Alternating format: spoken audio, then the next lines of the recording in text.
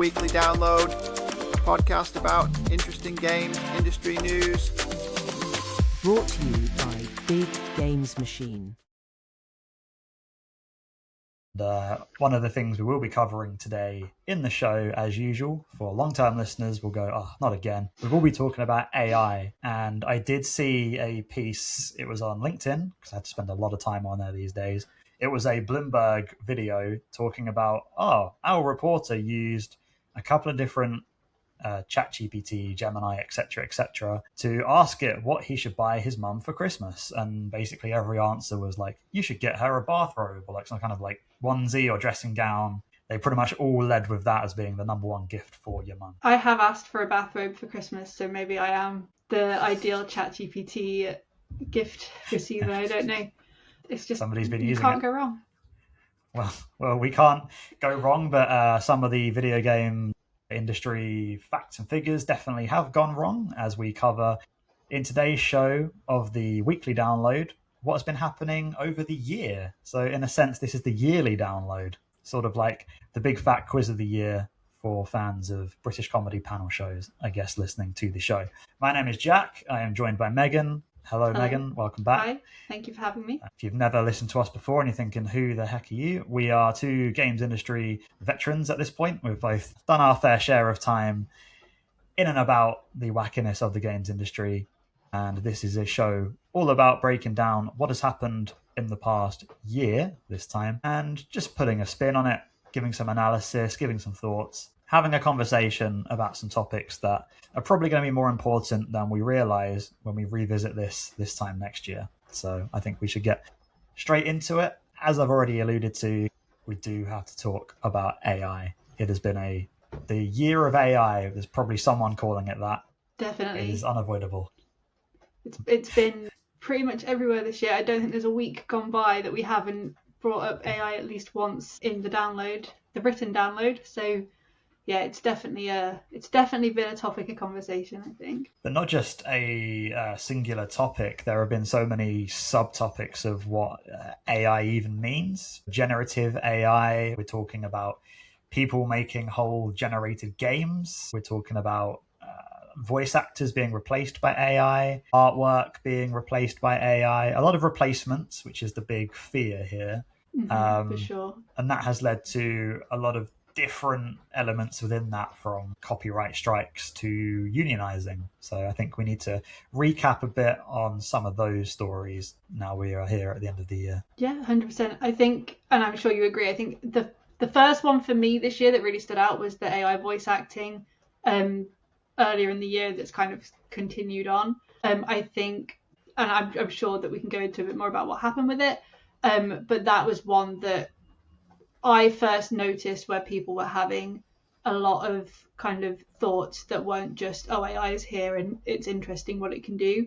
Do you want to give a rundown of what happened, Jim? Well, I think with this one as well, we're talking about the SAG-AFTRA strikes, which actually meant that the story made it into some non-endemic media as well. We had more general technology sites, more entertainment sites, even just national news sites picking up the story in a way that they might not normally cover some of the stuff happening in the games industry. So this was a long-term strike that was ended in July with a deal that established, and in air quotes here, digital replica protections, which essentially means that studios had to pay actors a huge markup of their standard rate if their voice was going to be used to train generative models in real time. And there were some big names involved as well. People who watch the Game Awards will definitely recognize the voices and maybe not the faces of some of those involved. Yeah, for sure. I think it makes total sense that they're requesting to be paid so much. I'm going to say extra, but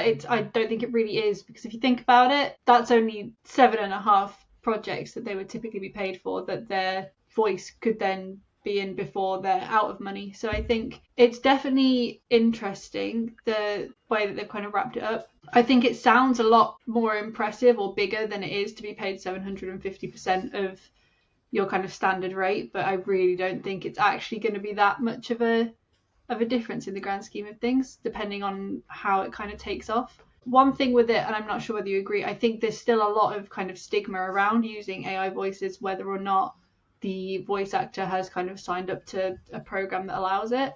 So whether or not that kind of actually takes off is another thing to wait and see. Yeah, because it comes down to not just the voices being used, but then the dialogue itself. Arc Raiders got in the headlines for its AI-generated incidental dialogue, but it felt like quite a divide in the backlash because media took a strong stance against it, but there didn't seem to be too much backlash in the same way from players. Maybe it was more hidden and players weren't aware, but the media definitely picked up the story and ran with it. I mean, to the point where Eurogamer gave it a 2 out of 5 review, mostly based on the fact, almost purely based on the fact that the AI had been used. So when we covered that a few weeks ago on this show, there was talk about the kind of power the media could play with review scores on these games. And I think we're going to see more of that.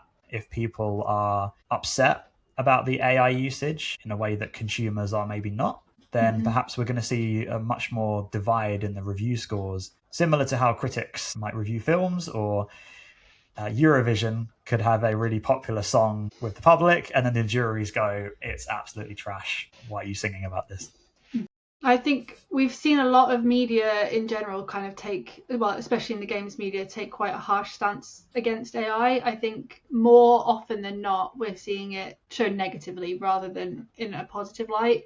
Even articles kind of talking about why developers are going for generative AI over hiring people for things like concept art, which I know Larian has kind of started talking about this week. I think we're not seeing so much kind of bother from consumers, like you said, and it is a lot of the media is kind of taking it and saying, we don't think this is a very good thing. And like I said, whether that is concept art. So this week, Larian's CEO, Vicney, kind of said that they are using it, but only in kind of concept art, placeholder text, etc., rather than anything that will be in the final game. So while he's saying kind of the devs working on the game aren't that bothered about it, others think that maybe they are. I mean, how much can you really say to your boss about the decisions that they're making? But really, it's one of those things where it's saying, are the consumers who probably aren't necessarily reading a Eurogamer article about something unless it pops up in their feed, are they going to actually care, or are they going to see a fun game that they are enjoying that's in front of them and it's not overtly AI enough that they're bothered? So I think that's where we're going to see a bit of a divide here, is between journalists who are playing these games or interacting with these games or listening to these interviews every day and are kind of picking up on a pattern, versus a consumer who just sees something fun and that's what they kind of care about. Yeah, it's how that product that the consumer gets looks, because we've discussed already the use of voicing being added to it, but there is a debate about how accessible this becomes for developers of smaller sizes, perhaps being able to do things they wouldn't normally be able to do. But then that, again, is a whole can of worms that people have been discussing and will continue to discuss. So it's very hard to make predictions on what's next. We have some indie devs championing a human-first approach. I believe it was the Peak developers that said, we might be slop, but we are human-made, locally sourced, artisanal slop, which is a cracking quote. It's a really good quote. I like it a lot. And I think there is that kind of almost like belovedness around a bit of jankiness in a game now, if it's something clearly human. So having something that's maybe not super smooth doesn't really matter if it's like made by people who have put like their heart and soul into it, perhaps, rather than a machine. Yeah. So I think as we kind of wrap this thing up, and if we have to talk about predictions for next year, it's definitely not going away. I think the tools, I mean, we've seen the leaps and bounds that AI generated artwork has come on. So I think in that sense, we're only going to see that get, I say the word better, but people's definition of what better is mixed. But for me, I think it's just we're going to see more use of it. I'm not entirely sure how we're going to see perceptions change. I still think a lot of people see it as a bubble that's going to pop, and we see it come in trends and fads. There was a period of time last year where everyone was making music on Suno, and before that playing with voices on 11 Labs. So I'm not sure yet for gaming there is such a public tool of someone going to their friend, hey, look at this game my AI generated. Mm-hmm. I'm not sure if that's going to happen next year, but if it follows the other entertainment mediums, then we're going to see that happen at some point. Yeah, I think there's, as you said, it's not going away. I am hoping that there'll be some kind of rise in this human-made kind of genre of game where it is just completely free from AI. But I do also think we're going to see an increase in AI games coming out. The difference being, I don't think we will hear much about them because I don't think they're going to take off so much. People, I think I wouldn't be surprised if we see an influx on the Switch store or the Steam store of just completely AI generated games. But I think the traction they're going to get is going to be a lot lower than maybe people will think. But yeah, we'll have to wait and see. So a key word of the show, wait and see / keep an eye on. People keeping track. Let us know how many we reach at the end of this episode. I think I say it just as like as a conclusion at this point. Who even knows? It's a signature catchphrase of mine, I will admit. So our second story that we have to look into, I think, is another thing that will continue because this feels like a recap of last year. The sheer amount of news coming in daily about layoffs, but also big name acquisitions and still a lot of funding in an industry that feels very turbulent. So we're having the idea of people losing jobs on the same day as 1 billion takeovers are getting announced. So yeah, I've already said the word turbulent. That's what the year has felt like. That's what last year felt like. And one would presume, based on that, unless anything changes, that is what next year is going to look like. But some of these acquisitions are trying to change that. Yeah, it sure feels like if not every week, every month, there's something massive happening where a huge amount of people have been laid off. I think the GDC State of Industry report said that between the end of 2024 and now, 11% of developers have been laid off, which is an insane number. And it's kind of scary to think about that many people kind of being let go in such a small period of time, really, especially considering the enormous size of the industry. That is a lot of people. A lot of people, and I think as well worth pointing out, not just restricted to one area as well. This is a global thing. Mm-hmm. We're seeing offices being shut in America, in Japan, in the UK. It's not restricted to one or two places. It's a global issue. Yeah, we've seen layoffs from kind of industry titans across the board. Microsoft, Sony, Ubisoft. As I said, seemingly every month at this point is huge amounts. A lot of Western closures, a lot of companies establishing new teams in kind of cheaper locations, maybe Eastern Europe, Asia, places where salaries don't cost as much, which is a completely different issue in itself, really. But it does show that there is kind of concerns about cost, which I think kind of ties back to what we were just talking about with AI, is developers, studios, publishers are looking for cheaper ways of getting games made. And is a question really of, is it because games are costing more, or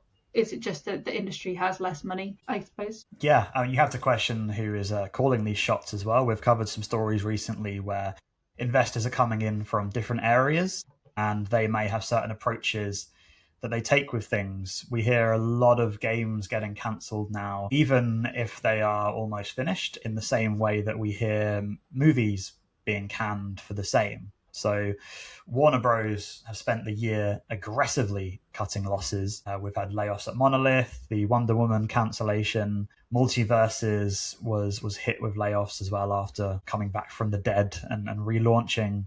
So big studios are not afraid to make big cuts. I think that's one of the key things we've seen this year. In the past, there may have been some worry about the effect on PR, or can we move these people to other studios? But it seems they are more and more back against the wall. We'll just cut our losses no matter how much we've invested in this, and then ironically see where we go from there, because they haven't worked out that plan yet. Yeah, and I think we've seen similar from just whole studios. We saw Embracer this year split into 3 different companies, and then kind of just sell off a bunch of studios to whoever would have them, which it really does speak for a kind of panic almost, in just, we don't know what to do. We need to get rid of anything that isn't overtly making us money right this second, which in such a kind of a long con industry almost, where you are working on something for so long before it will make you really any money, is kind of a tricky thing to do. And I think we've seen in previous years a lot of kind of overinvestment in things that's kind of led to this emergency cost, like we've got to get it all back right now. So it's I think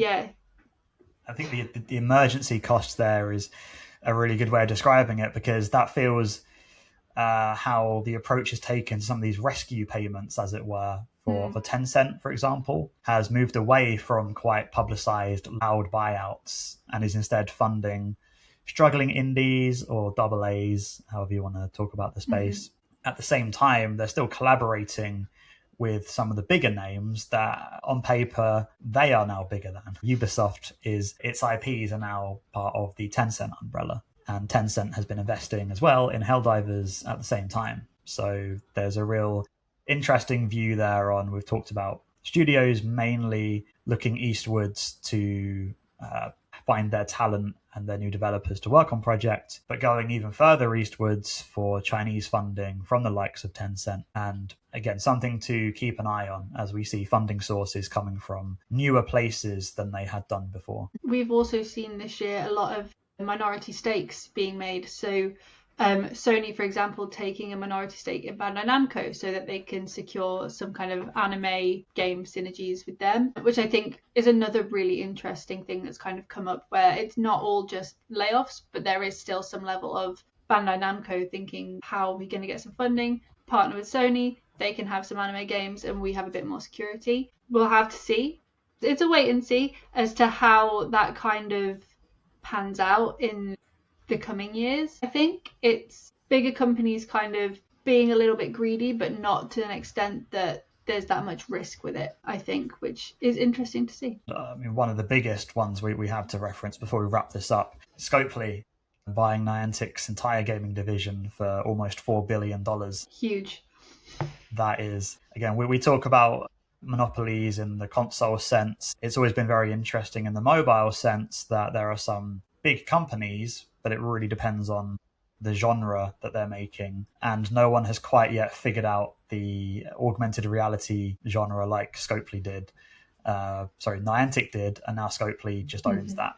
So that's, we've seen this with other investments and predictions for that. If you can't make the game you want to, and you have the money, you just buy it instead. Yeah, exactly. Why make it if you can just throw some money at it, you know? Yeah, I think, and I'm not sure if you'll agree with me or not, but we're kind of seeing this diversion now between smaller studios, indie studios, very, very small teams, and huge, like massive corporations, and very little kind of mid-sized company in the middle. The mid-sized companies in the middle are now kind of being bought out by these bigger studios, or are maybe being used as kind of outsourcing from bigger studios, kind of like we're seeing with Game Freak and Nintendo, for example. Not that Game Freak is a small studio by any means. I think, it's a lot of kind of polarization is kind of what I think we're seeing. I'm sure it will continue. There could be argued that there are some positives to take from this. We outlined before that a lot of the development is now moving to regions where it wasn't really a thing before. So in that sense, there is still job creation happening. It's just coming at a cost of jobs elsewhere. So it's hard to say whether it's creating jobs or simply transferring jobs. Shuffling them around. But we definitely think we're seeing, as we start to go into our next section on AAAs and indies, everything there, it seems that if you take Expedition 33 as an example, and I'm still upset that Kingdom Come did not win Game of the Year, or even just Best RPG. I mean, come on. The credits of that, I've been told, as I have not played the game, I have no plans to complete it. The credits in that are full of names from just niche teams, outsourcing teams. They help with niche things. Again, it's a trend of, rather than having a team internally at a studio for such things, usually it's animation or something like that. Instead, they are just outsourcing that to a team of experts on like a project basis, rather than needing an in-house team. Which I think makes perfect sense. An interesting trend. Especially for an indie team, with Expedition 33, I think it makes perfect sense. And hopefully will prevent more layoffs in the future where teams have overexpanded. Excellent. So I think they are the points we have to leave this topic on. And it is a nice segue into our next broader topic, which is the existential crisis of AAA gaming. I don't want to say the rise of indies, because I feel like that's been something that's been said every year for almost a decade now, surely. But I think within that indie term, at least, the user-generated content becoming more and more important. So I think we now have to talk about where AAA is, what does that mean anymore, the indie success stories we've seen, and I will always yield to you, Megan, and Tom and our producing room today as our indie experts on that. Another fascinating year for David versus Goliath and such. Yeah, it's been an interesting one, and I truly can't remember the last time that there was a AAA game that I was excited about, aside from maybe like a few Nintendo titles. I have seen an absurd amount of really exciting kind of indie games coming up, whether that's kind of more indie leaning games that feel kind of like your classic indie. I've been playing games like Winterborough, which came out recently, that is a small team, I believe, but then also things like Expedition 33 that is, and even Baldur's Gate 3 a few years ago, that are these massive AAA feeling titles that have come from indie studios that I think are so impressive and kind of feel complete, where a lot of these $70 even AAA titles feel almost like they're still in a beta phase. They don't feel like they're finished, partly because of live service maybe and the rise of that, and kind of the idea that you can just keep adding to a game after people have paid for it. Yeah, DLC especially. We've seen a lot of kind of big DLC announcements, I think, this year as well, but it's been one of those kind of strange ones where I think the new exciting titles over the last few years have been coming from indie spaces rather than AAA developers. Because with the cost of games now, as we've covered a lot on the show over the period we've been doing it, if you're paying $60-$70 upwards for a game, you want it to feel complete on the day, and that leads to people questioning whether they need the next edition of this, which I think is a reason in the show we covered last week that Call of Duty has announced it's not doing back-to-back releases of the same franchise anymore. You're not going to get Black Ops after another Black Ops, because it's hard to reiterate on what you've already spent the year making, and customers are getting more wise to that.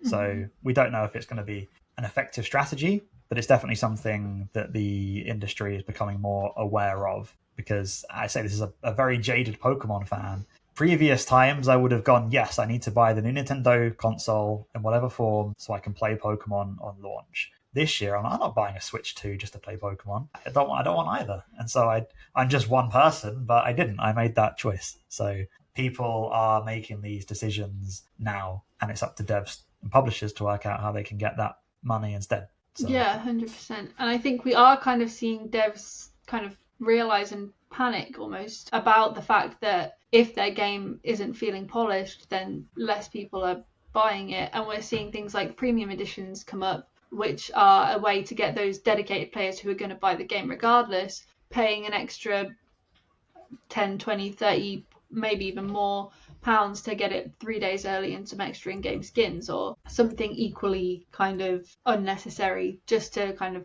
play on that. So I think it's definitely been a strange year for AAAs, especially things like following Concord's failure. We've seen a lot of kind of live service games completely crash and burn because of this kind of uncertainty maybe from players, and like a lack of trust in the fact that the game is going to magically get better just because the devs kind of say it will, so they're just less likely or less willing to put their time and energy and money into it. So do you think it's a case of people don't trust certain games because they come from a larger team at this point? The bigger the company, a consumer might fear the bigger the problem, or the bigger the investment and the fewer they get in return, that type of thing. I think that kind of, in my opinion, kind of oversimplifies it. I don't think it's necessarily a lack of trust because they're big. I think they can get away with more because they're big, and they know that a game, an Assassin's Creed game, for example, is going to sell copies, because even if it's not players who have played it, your mom at Christmas is going to say, oh, he liked Assassin's Creed, let me get him the new Assassin's Creed game,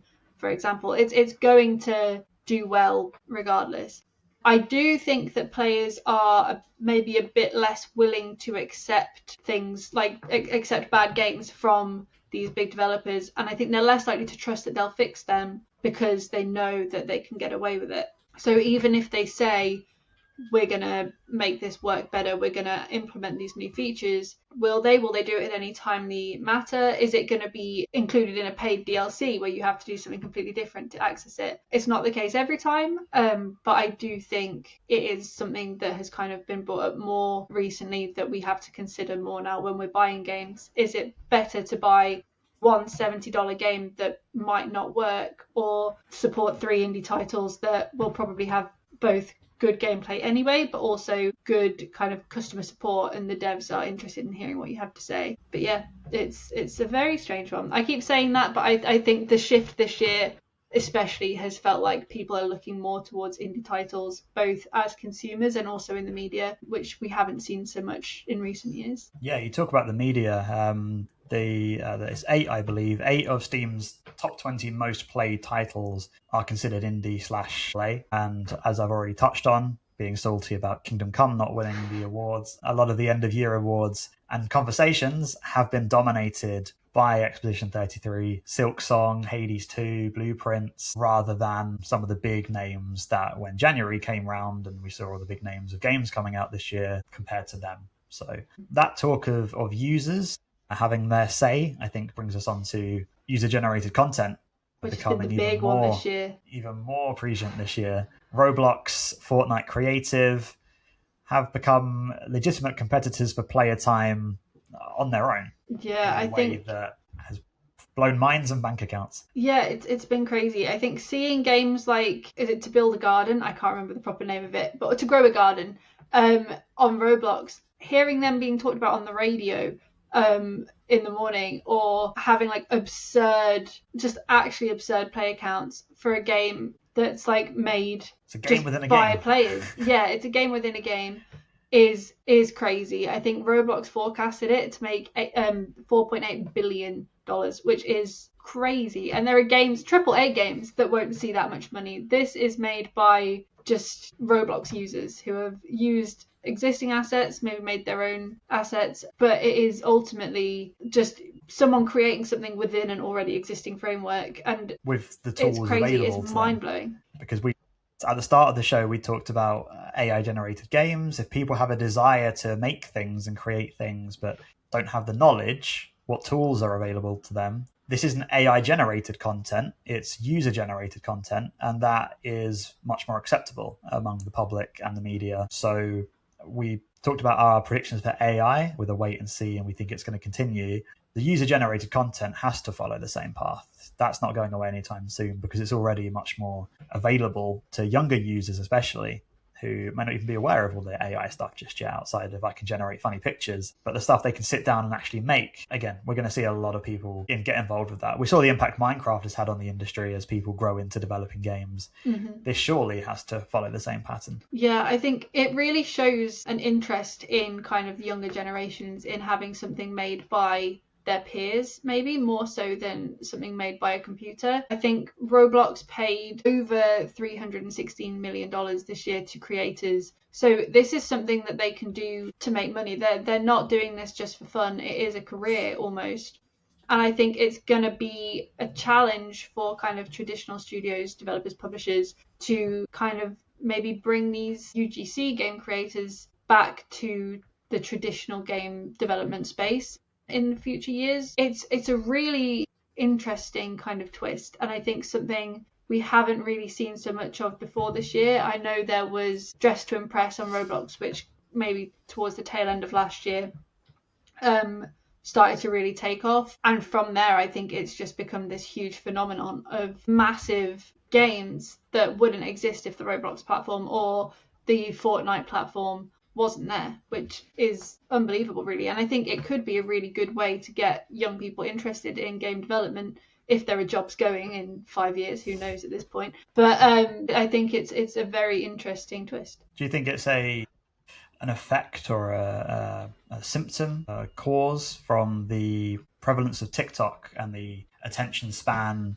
that is shorter but we really touched on jankiness. I mean, part of the appeal of Minecraft was it looked like simple as it did, and people will see the same from Roblox. Fortnite has a very definitive aesthetic that seems to just resonate. So do you think it is the shorter forms of entertainment that are impacting how people want to see and play games, and therefore the games they want to make themselves match that? I think so, to an extent. I think platforms like TikTok and YouTube really allow for this already massive Roblox audience to latch onto something and say, oh, my friends are playing this, I want to play it as well. I've seen crazy TikToks about parents who have said, my kid's been playing this game a lot, they want to buy this really expensive item, do I get them for it? I think these platforms, regardless of attention spans, are really allowing these games to take off. And if you're already interested in Roblox, it's already on your For You page, and it only takes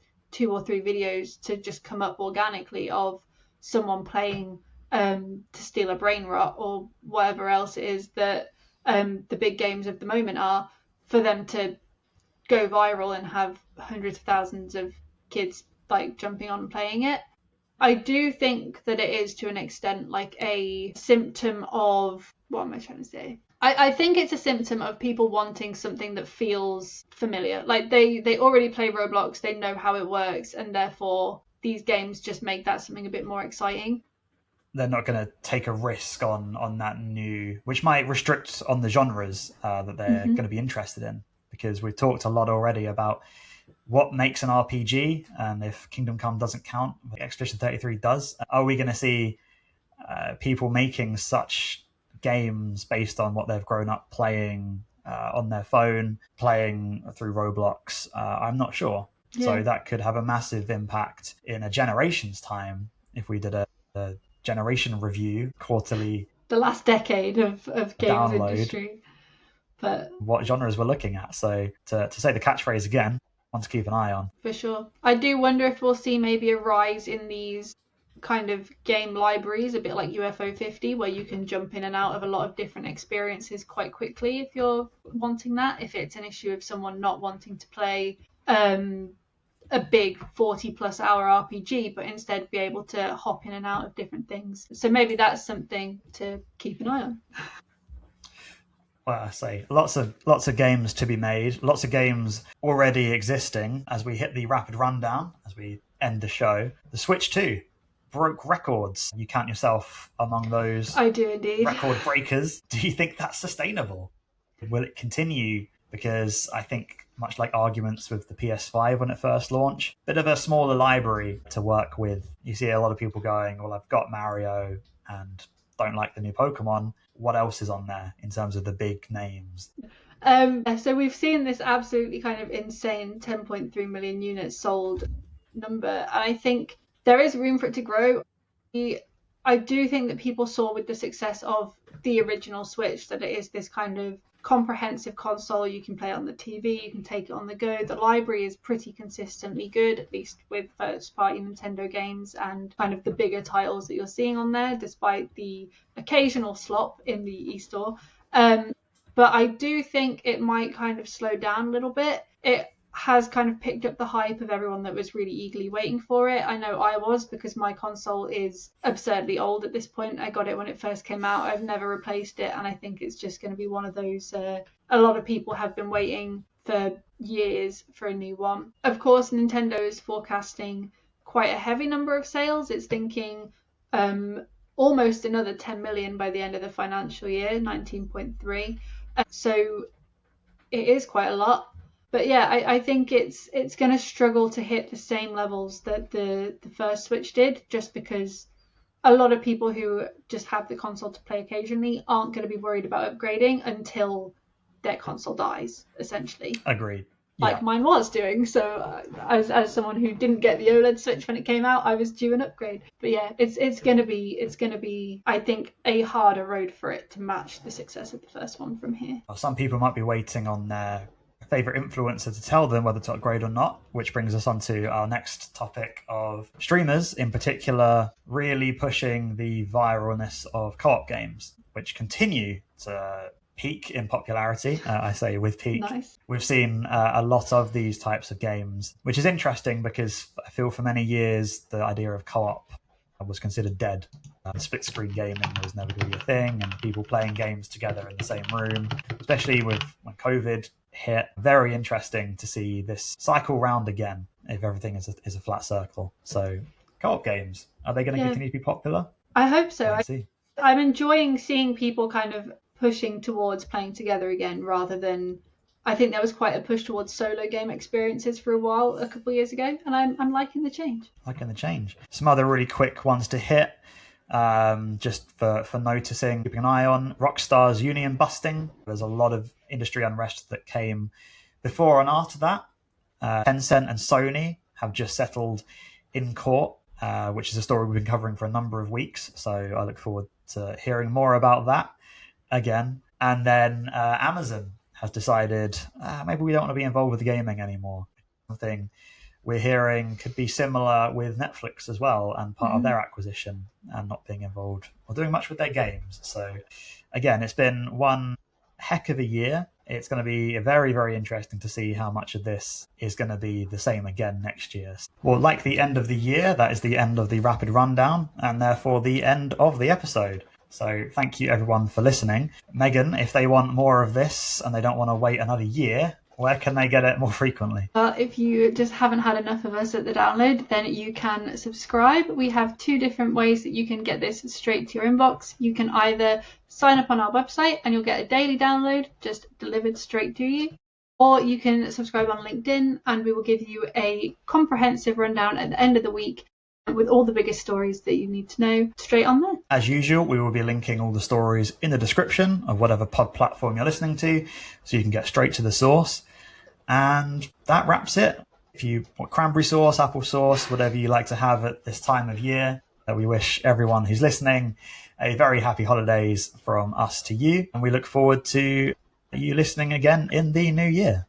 Yeah, it's hopefully going to be a very good 2026. We'll have to wait and see. Check off our predictions. Well, that is a goodbye from me. And from me, thank you so much for listening. And we will catch you on the next one. Thank you, everyone.